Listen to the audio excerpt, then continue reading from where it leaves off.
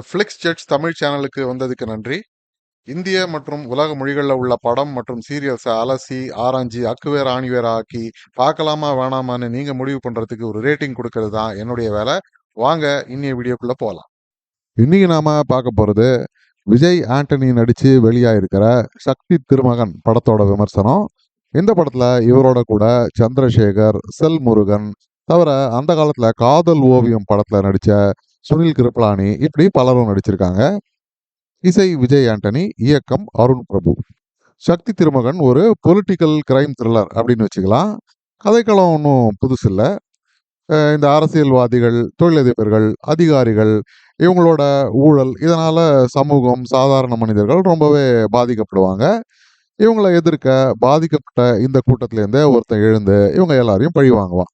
இது மாதிரி பல படங்களை நாம் ஏற்கனவே பார்த்துருக்கோம். குறிப்பாக சொல்லணும்னா டைரக்டர் சங்கர் எடுத்த ஜென்டில்மேன், இந்தியன் மாதிரி படங்களோட ஒரு கலவை தான் இந்த படத்தோட கதைக்களம் மற்றும் இந்த கதாநாயகனோட பாத்திரம். கிட்டு இதுதான் விஜய் ஆண்டனி நடித்த பாத்திரம். இவரோட பேக் ஸ்டோரியிலேருந்து தான் படமே ஆரம்பிக்குது. பல வருடங்கள் கழித்து பல ஊழல்களுக்கு புரோக்கர் வேலை செய்கிற பாத்திரம் தான் கிட்டு. ஒரு பெரிய சாம்ராஜ்யத்தையே இவர் நடத்துறாரு. போலீஸு, ஐஏஎஸ் அதிகாரிகள், அரசியல்வாதிகள்னு பலரோட இவருக்கு லிங்க் இருக்கு. ஐஜி போஸ்டிங்லேருந்து மந்திரி பதவி வரைக்கும் எந்த காரியத்தையுமே சாதிச்சு கொடுக்குற அளவுக்கு இவருடைய நெட்வொர்க்கு ரொம்ப பெரிய நெட்வொர்க்காக இருக்கு. சைடில் உதவின்னு கேட்டு வர ஏழை மக்களுக்கு அள்ளி அள்ளி கொடுக்குற ஒரு ஜென்டில்மேன் தான் இவர். பெரிய பதவியில் உள்ளவங்க கிட்ட கஷ்டப்பட்டு ஏமாந்து போகிறவங்களுக்கு சைடில் உதவிகள் செய்கிற நாயகன் தான் நம்ம கிட்டு. இந்த மாதிரி ஏற்கனவே நாம பார்த்த பல படங்களோட கலவை தான் இந்த படத்தோட முதல் பாதி. இதோட கூட ஒரு குறிப்பிட்ட அரசியல் சித்தாந்தம், ஒரு குறிப்பிட்ட சமூகத்தை மட்டுமே எல்லா பிரச்சனைகளுக்கும் காரணமா சொல்ற அதே மாடல் அரசியல். கடைசியில டைரக்டர் சொன்ன அந்த அளவே இல்லாத இடியாப்ப சிக்கலான பிரச்சனைக்கு முடிவு சொல்றதுக்கு முன்னாடியே இடியாப்ப மாவு பாதியிலே தீர்ந்து போன மாதிரி திடீர்னு எண்டு கார்டு போட்டுறாங்க. இதுதான் படத்தோட ரெண்டாவது பாதி. முதல்ல இந்த படத்துல நல்ல விஷயம் அப்படின்னு ஏதாவது இருக்கான்னு பார்த்தா, முதல் பாதி அதுலயும் அந்த ஆரம்பத்துல ஒரு 30-40 நிமிஷம் கதை ரொம்பவே விறுவிறுப்பா போகுது. பல விஷயங்கள் கிடுகிடுன்னு நடக்குது. ஹீரோவும் வில்லனும் ரொம்பவே சாணக்கியத்தனமா பல வேலைகள்லாம் செய்கிறாங்க. ரொம்ப காம்ப்ளிகேட்டடாகவும் சுவாரஸ்யமாகவும் இருக்கிற மாதிரி நமக்கு ஒரு ஃபீல் வருது. சரி, ஏதோ பெருசா நடக்க போகுது அப்படிங்கிற ஒரு பில்டப் எஃபெக்டும் நமக்கு கிடைக்குது. இதுக்கு டைரக்டருக்கு கண்டிப்பா நம்மளுடைய பாராட்டுகள். என்னதான் நான் ஏற்கனவே சொன்ன மாதிரி பல பழைய படங்களையும் கேரக்டர்ஸையும் ஞாபகப்படுத்தினாலும் நல்ல விறுவிறுப்பாகவே போகுது இந்த பகுதி. ஆனா அதுக்கப்புறம் திடீர்னு ஹீரோ உடனே மாட்டிக்கிறாரு. அதுக்கப்புறம் ஒரு 15-20 நிமிஷம் மட்டுமே வர வேண்டிய கிளைமேக்ஸு செகண்ட் ஹாஃப் முழுவதும் வருது. சரி, ஏதோ பெருசா பெரிய பூகம்பம் வெடிக்க போகுது, போலீஸ் கண்காணிப்புலயே இருந்துகிட்டு ரொம்ப சாமர்த்தியமா ஹீரோ காய் நகர்த்தி ரொம்ப புத்திசாலித்தனமா வேலைகள்லாம் செய்வாருன்னு பார்த்தா ரொம்பவே சொத்தையா, துளி கூட நம்பகத்தன்மையா இல்லாத விஷயங்கள் தான் அதுக்கு மேல நடக்குது.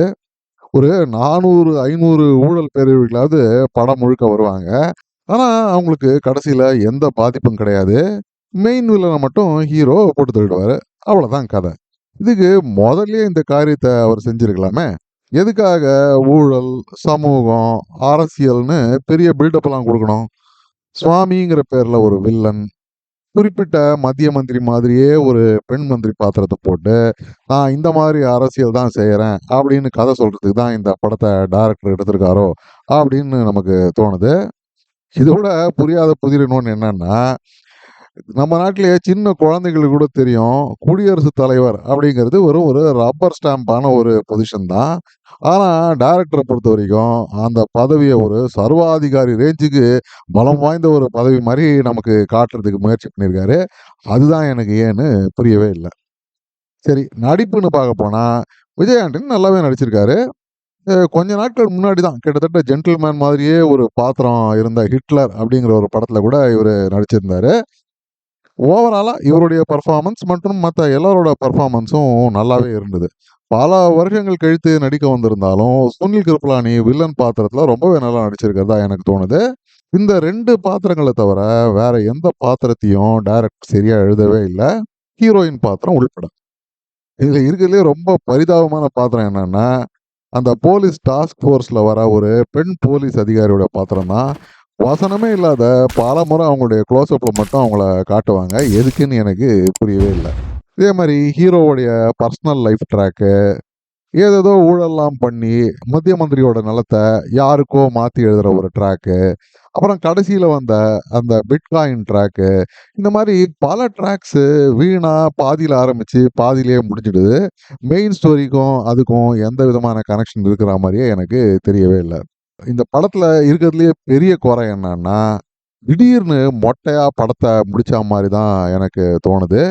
எந்த கேள்விக்கும் பதிலே இல்ல. எந்த முடிச்சுக்கும் எந்த விடையும் கிடைக்கவே இல்ல. ஆனா மத்தபடி படத்தோட BGM, lighting, sets, cinematography, stunts இப்படின்னு டெக்னிக்கலா இந்த படம் ரொம்பவே நல்லா வந்தது. அதுக்கு அந்த டீம்ஸுக்கு நம்முடைய பாராட்டுக்கள். நல்ல ஆரம்பம் இருந்தாலும், அந்த செட்டப்ப வச்சு என்ன செய்றதுன்னு தெரியாத முழின்னு முழிக்கிற பல கதைகள நாம பார்த்துருக்கோம். இதுக்கு முழுக்க முழுக்க டைரக்டருடைய திறமையின்மை தான் காரணம் அப்படிங்கிறது என்னுடைய கருத்து. அப்ப இந்த படத்த பார்க்கலாமா? வேணாமான்னா, கண்டிப்பா இந்த படத்த பார்க்க வேண்டிய அவசியமே இல்ல. அவாய்ட் பண்ணிடுங்க. ஓடிடில வரும்பொழுது வேணா பார்த்துக்கலாம். மீறி பார்க்கணும்னு நெனச்சீங்கன்னா, குடும்பத்தோட பார்க்குற வகையில தான் இந்த படம் இருக்கு. இந்த படத்துக்கு நான் கொடுக்கக்கூடிய ரேட்டிங் 3 அவுட் ஆஃப் 10 ஸ்டார்ஸ். மீண்டும் ஒரு முறை இன்னொரு விமர்சனத்தோட உங்களை சந்திக்கும் வரை நன்றி, வணக்கம். இந்த வீடியோ பிடிச்சிருந்ததுன்னா லைக் பண்ணுங்க, ஷேர் பண்ணுங்க, சப்ஸ்கிரைப் பண்ணுங்க. உலகத்தரமான படம் மற்றும் சீரியல்களை நீங்க பார்க்கணுங்கிறதுக்காக பல சினிமா சீரியல்களை பார்த்து அதிலேருந்து சரியானதை மட்டும் அடையாளம் காட்டுறது தான் இந்த சேனலோட குறிக்கோள். நன்றி.